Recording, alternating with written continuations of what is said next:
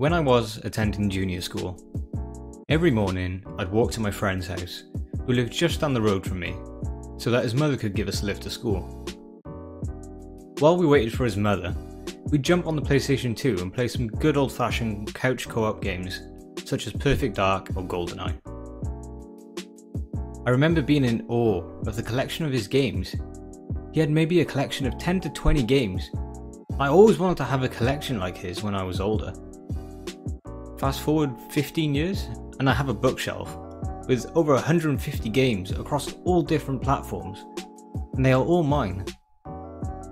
No one is able to claim ownership of these games, and they're mine to do with as I please.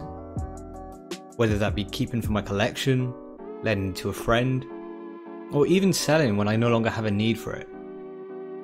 No matter what, these games are mine.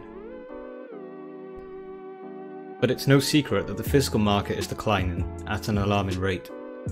With faster internet connections and more monthly subscription services coming out the block than we can account for, it's sometimes hard to see a reason as to why you would buy a physical copy of a product when you can have a multitude of digital products for less than a cinema ticket a month. I mean, can you even remember the last time you bought a film? Xbox Game Pass launched in May of 2017 and follows the same formula we've seen adopted by many companies in the past year. You pay a measly fee of £7.99 a month and you have access to a wide catalogue of games such as Just Cause 3, Hellblade, PUBG, and to make the deal that much more irresistible, you get instant access to all first-party games from Microsoft. So for £7.99, you can play State of Decay 2, Forza Horizon 4, Sea of Thieves, and Crackdown 3, all on the day of release as a digital download, and keep it for however long you like, as long as you continue paying that $7.99 monthly fee. And it's really hard to find that much wrong at face value with the Game Pass. I've had a Game Pass subscription since March of last year.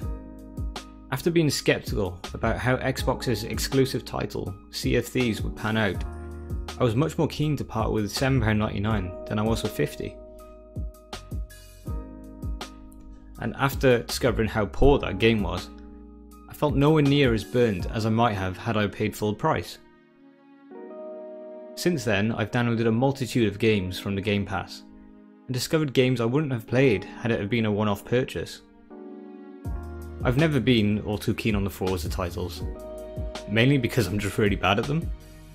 But Xbox Game Pass gave me the opportunity to experience the game without being out of pocket, and in turn I actually really enjoyed Forza 4 and played it for weeks on end. And then the other day something occurred to me. As I was catching up on the latest gaming news, I found an article regarding the Xbox 2, or whatever they decide to call it, saying that one of the new variants of the Xbox might come without a disc tray, and all you pay is a joint monthly fee, which includes the cost of the Xbox, Gold subscription, and Game Pass.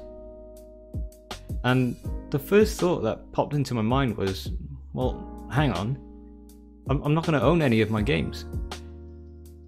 And I suddenly saw through what seemed like an extremely consumer-friendly subscription to something which actually takes away our ownership of the software, and also potentially the hardware we own. So for the past few days, I've mulled over whether or not the Game Pass is a blessing or actually a curse. And I knew that I wanted to make a video sharing my thoughts with you, but I knew that some people might think I'm just being negative for the sake of negativity. During my research, I unearthed a video which shook the world when it first aired, and it's actually an exact representation of what we are going to lose if we continue down this path. This is the PS4 announcement after the disastrous reveal of the Xbox One. In addition to creating an amazing library of new titles on PlayStation 4, we're equally focused on delivering what gamers want most, without imposing restrictions or devaluing their PS4 purchases. For instance, PlayStation 4 won't impose any new restrictions on the use of PS4 game discs.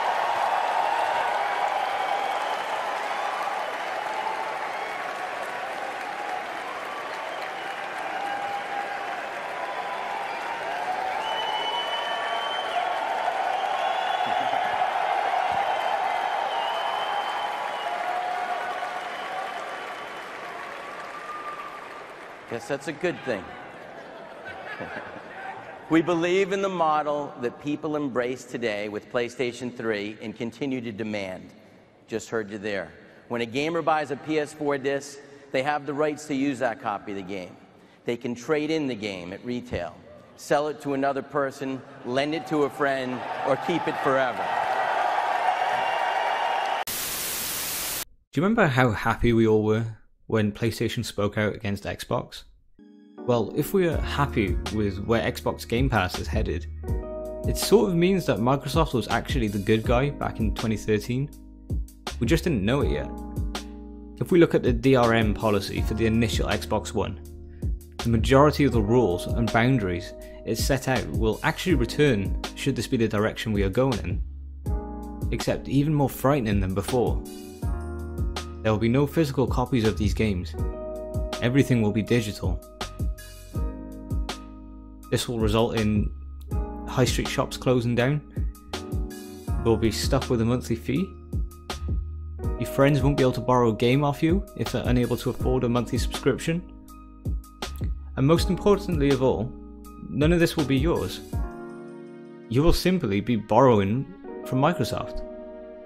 So long as you keep making payments to them, you can keep playing their games. And don't get it twisted, I'm not saying that I'm completely against the Game Pass. As I said, I've been paying for it for almost a year now. But given the news of the Xbox 2 and our common knowledge of the industry, I think we should also take a step back and really think about if this is where we want the future of gaming to go. Are we okay with never actually owning anything we use? Most of us have already surrendered our ownership of movies and shows through Netflix, and the same for music through the likes of Spotify and Apple Music. But are we ready to surrender our ownership of our games? It's been your boy TJFL, catch you in the next one.